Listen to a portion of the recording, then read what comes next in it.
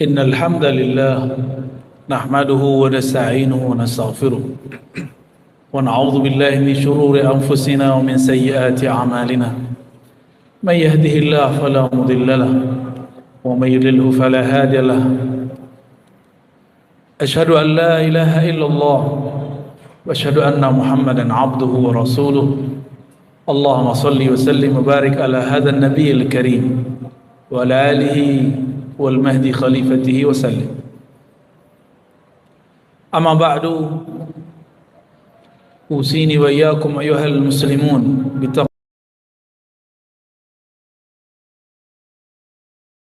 الله فقط وأنتم مسلمون فقال تبارك وتعالى فاتقوا الله ما استطعتم وقال صلى الله عليه وسلم اتقوا النار ولو بشق تمرة وقال الله تبارك وتعالى هنالك ابتلي المؤمنون وزلزلوا زلزالا شديدا. Kaum muslimin yang dimuliakan Allah, kita baru saja memasuki awal-awal daripada bulan Rajab. Dulu di masa jahiliyah, orang-orang Arab suka melakukan ritual di bulan Rajab, disebut dengan atirah. Atirah berarti menyembelih binatang-binatang terbaik untuk keberkahan harta di rumah. Ketika Islam datang, ajarannya disempurnakan, itu pun dihapus. Karena sebagian orang jahiliyah menyembelih bukan karena Allah, tapi karena berhala-berhala yang mereka sembah. Maka Nabi mengatakan dalam hadis Sahih Bukhari, la far'a wa la atirata. Tidak ada lagi far'a. Far'a itu menyembelih binatang yang pertama kali lahir. Sedangkan atirah menyembelih di bulan Rajab untuk keberkahan harta, namun karena ada praktek syirik maka dihapus. Bergantilah dengan Idul Adha, bergantilah dengan Aqiqah. Namun bulan Rajab bukan itulah yang menarik. Yang menarik dari bulan Rajab lebih dari sekedar hal tersebut. Inilah yang akan menjadi pesan takwa di dalam khutbah ini. Sebagaimana mesti kami mengingatkan diri kami sendiri, bulan Rajab ini adalah bulan menanam biji takwa. Setelah ini bulan Sya'ban, kita menyiramnya, menyuburkannya dengan pupuk. Di Ramadan semoga kita dapat memetiknya. Maka dengan ini bulan Rajab ini kami mewasiatkan diri kami sendiri dan kita semua, mari memperbaharui iman dan takwa kita. Dan bil khusus karena ini bulan ujian.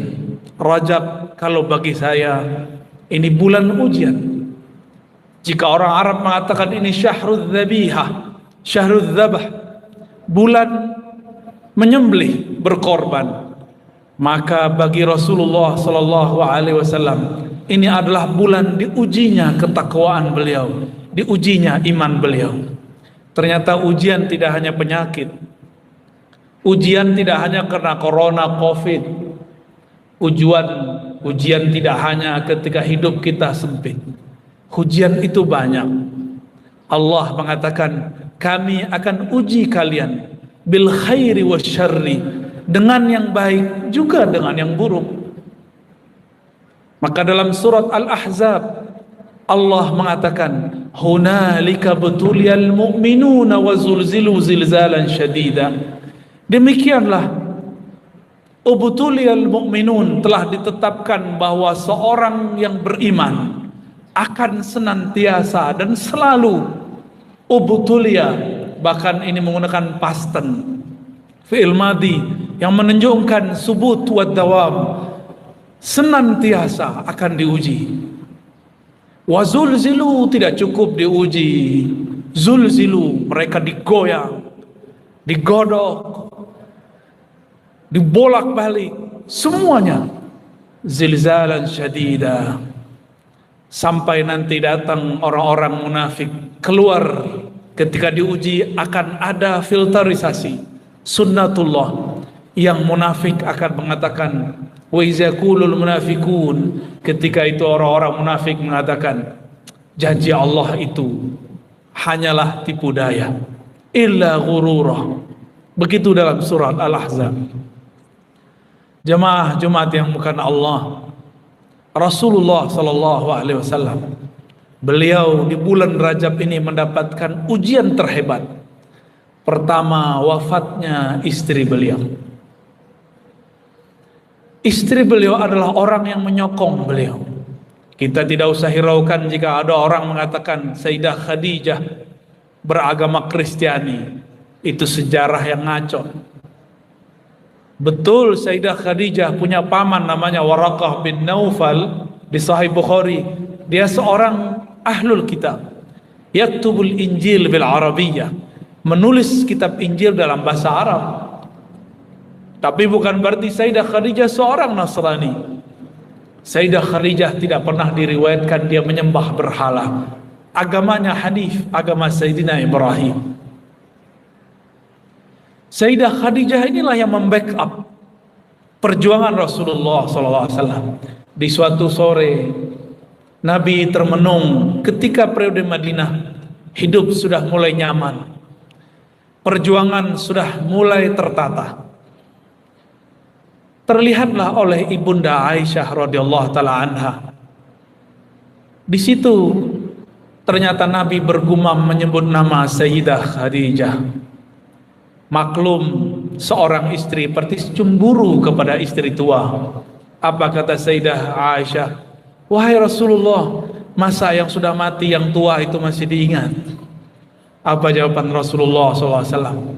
Wahai Aisyah istriku, dia Khadijah berjuang saat kami masih sendiri, kami masih sepi, kami tidak ada modal, tidak ada yang menjaga, tidak ada yang mensupport.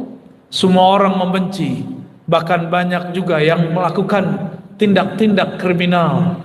Semuanya iri.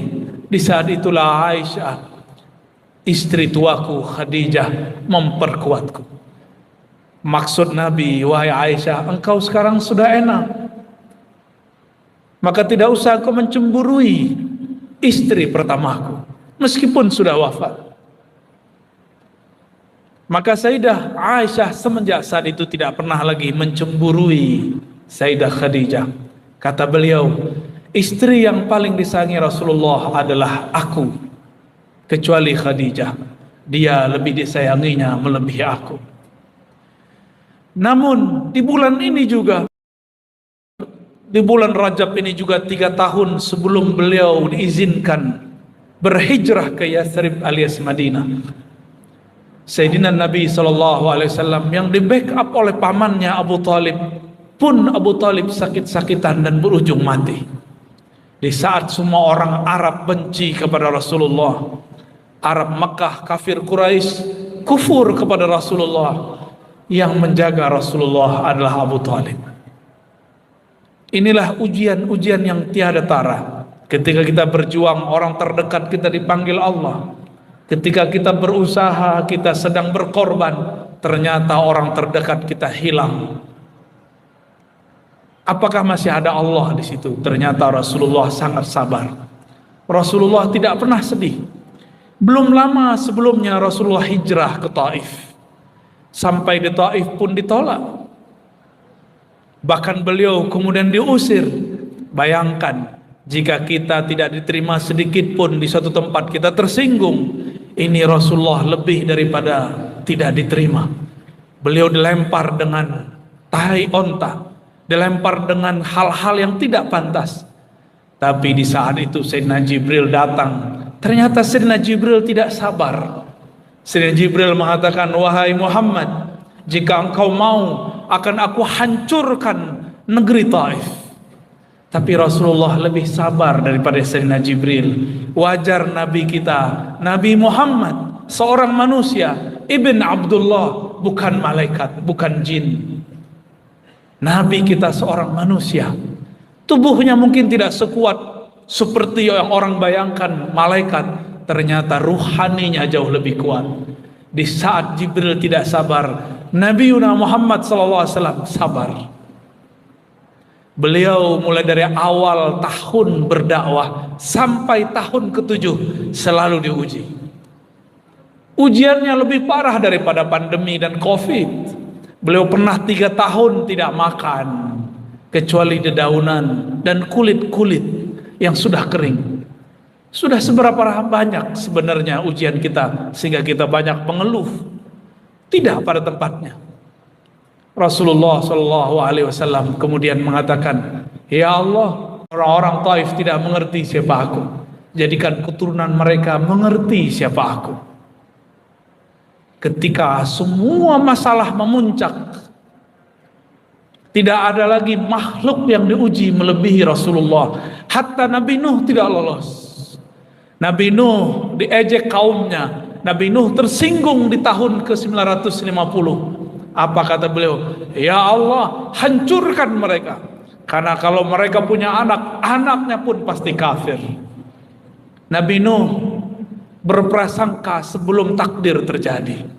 Beda dengan Nabi Muhammad sallallahu alaihi wasallam. Kalau belum terjadi berarti masih ada kesempatan berubah. Maka beliau membuka harapan. Itulah maknanya rahmatan lil alamin. Beda dengan Nabi Musa, beda dengan Nabi Yunus. Nabi Yunus ketika tidak diterima kaumnya, dia lari ke laut. Pergi naik kapal, ternyata kapal pun tidak terima. Inilah Nabi Muhammad SAW. Dan ada rahasia di setiap ujian. Setiap orang diuji, berarti ada pemberian di sampingnya atau setelahnya. Inna ma'al usri yusra. Bahkan dalam Al-Quran bukan setelahnya. Pemberian Allah akan diberi bersamaan jika ada kesulitan. Inna ma'al usri, setiap kali ada kesulitan pasti ada kemudahan. Inilah rahasia qalbu Nabi Muhammad sallallahu alaihi wasallam. Di saat beliau sabar, tidak hanya sabar karena kita tidak kuat sabar. Nabi Nuh sudah sabar tapi tidak kuat. Akhirnya beliau menemukan satu inti dari seorang hamba, yaitu ikhlas. Wa ma umiru illa liya'budullaha mukhlishina lahuddin. Ikhlaslah yang bisa membuat orang tahan banting. Sabar tak terbatas, syukur pun tak terkira. Nabi Muhammad melepas kepergian Abu Talib, melepas kepergian Khadijah, bahkan melepas semua siapa saja yang membantunya. Beliau hanya mengatakan, cukuplah Allah yang membantuku. Di saat itulah, saat beliau lelah, badan kayaknya remuk, tengah malam Allah jemput lewat 2 malaikatnya. Dibedah dadanya, dibersihkan isinya, diperjalankan dari Masjidil Haram ke Masjidil Aqsa. Dihiburlah beliau dengan berjalan-jalan ke alam semesta. Tidak hanya melihat alam yang fisik, bahkan melihat alam yang tidak fisik. Dalam riwayat yang sahih, riwayat Imam Bukhari dikatakan, aku marartu bi Musa wa huwa yusalli fi qabri. Nabi bercerita dalam tamasyanya, bahkan aku melihat Nabi Musa salat di dalam kuburnya. Pemandangan yang indah sekali. Beliau bisa memandang tembus ke alam kubur. Puncaknya beliau memimpin sholat di Masjidil Aqsa. Beliau menoleh ke belakang, ternyata yang hadir bukan 1-2 orang, tapi para arwah Nabi. 124.000 pun Allah hadirkan, karena semua para Nabi berdoa, ya Allah, jadikan kami umat Muhammad di akhir zaman. Inilah doa ijabah mereka. Kadang-kadang doa diijabah setelah orang meninggal. Ruhnya pun Allah kembalikan. Mereka para arwah dipimpin sholat oleh tubuh yang masih berjasad, ruh yang masih berfisik. Inilah kemuliaan Sayyidina Nabi SAW. Maka wajarlah ketika Sayyidah Aminah bermimpi, datang Sayyidina Jibril mengatakan, wahai Aminah, yang di dalam kandunganmu itu Sayyidul Anbiya wal Mursalin, penghulu alam semesta. Tapi kenapa diberinya di saat susah, ketika ujian memuncak? Karena jika seseorang tidak diuji, maka dia akan merasa dia mendapat anugerah karena usahanya, bukan karena Allah yang menginginkannya. Maka sahabat-sahabat Jumat yang melakukan Allah, jika kita dapat khusyuk bukan karena kita banyak zikir, jika kita banyak mimpi ketemu Rasulullah, ketemu orang soleh, bukan karena hati kita bersih, jika kita dapat rezeki, usaha sukses di dunia, bukan sekedar hanya karena kita pintar dan hebat, tapi semuanya Allah yang atur dengan cara-caranya. Dialah yang membuat kita pintar, dialah yang membuat kita hebat, dialah yang menghebatkan semua kita. Di saat itulah berbeda dua kelompok. Satu, orang-orang kafir munafik. Munafik zahirnya percaya, tapi batinnya mengatakan, masa Allah setega ini? Salah apa kami ketika Allah harus memberi kami ujian seperti ini? Tapi lain dengan orang beriman mengatakan, raditu billahi rabbah, aku ridha, aku tulus, apapun mau engkau ya Allah aku terima. Mari belajar dari bulan Rajab, bulan penuh ujian. Semoga ujian tidak pernah ditolak. Terima ujian itu, lalu ridhoi, ikhlaskan. Tunggu setelah itu ada rahasia-rahasia yang Allah akan beri, hikmah yang tiada tara. Nasallallahu yubarik lana wa lakum wa lisairil muslimin wal muslimat wal mu'minin wal mu'minat. Wa nasallallahu al-maghfirata lana wa liwalidina wa lil hadirin wal hadirat wa lil muqimin wal muqimat. Wa nasallallahu yasturana bi sitrihil jalal wal jamal. Wa nasallallahu yatuba anna wa ankum wa anil muslimin ajma'in. Allahumma tub ilaina taubatan nasuha fatubu ayuhal muslimun innahu huwa tawwabur rahim.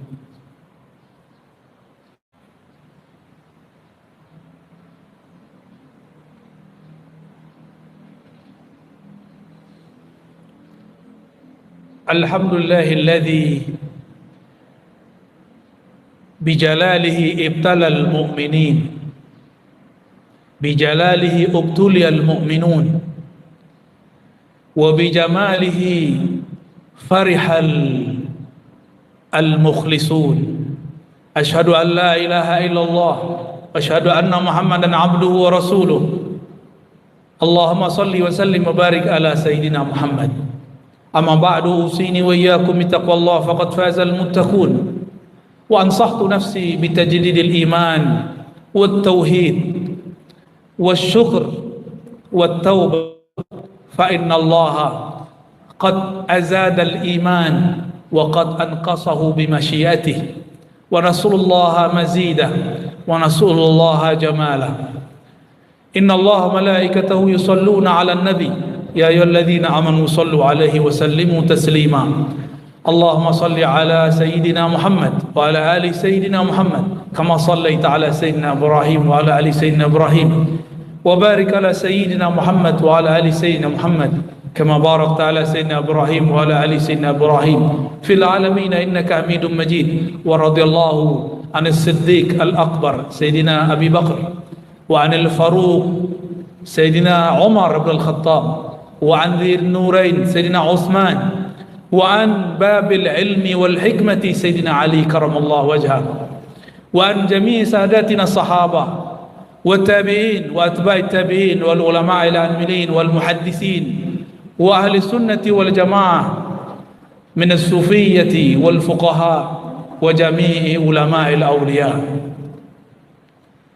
اللهم اغفر للمؤمنين والمؤمنات والمسلمين والمسلمات الأحياء منهم والأموات وتابع بيننا وبينهم بالخيرات.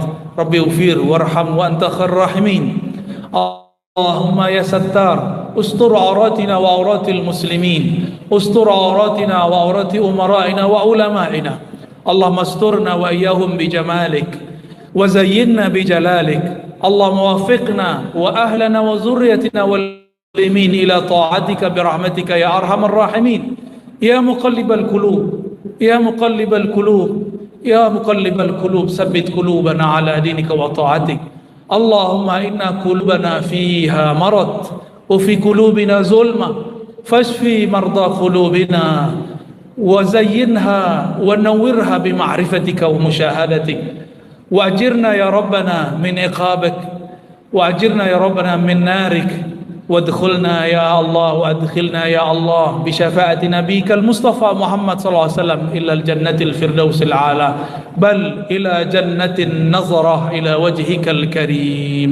ربنا آتنا في الدنيا حسنة وفي الآخرة حسنة وقنا عذاب النار، واجعلنا من المخلصين الصابرين الشاكرين، والحمد لله رب العالمين. عباد الله، إن الله يأمر بالعدل والإحسان وإيتاء ذي القربى وينهى عن الفحشاء والمنكر والبغي يعظكم لعلكم تذكرون. فاذكروا الله يذكركم واشكروا على نعمه يزدكم ولذكر الله أكبر.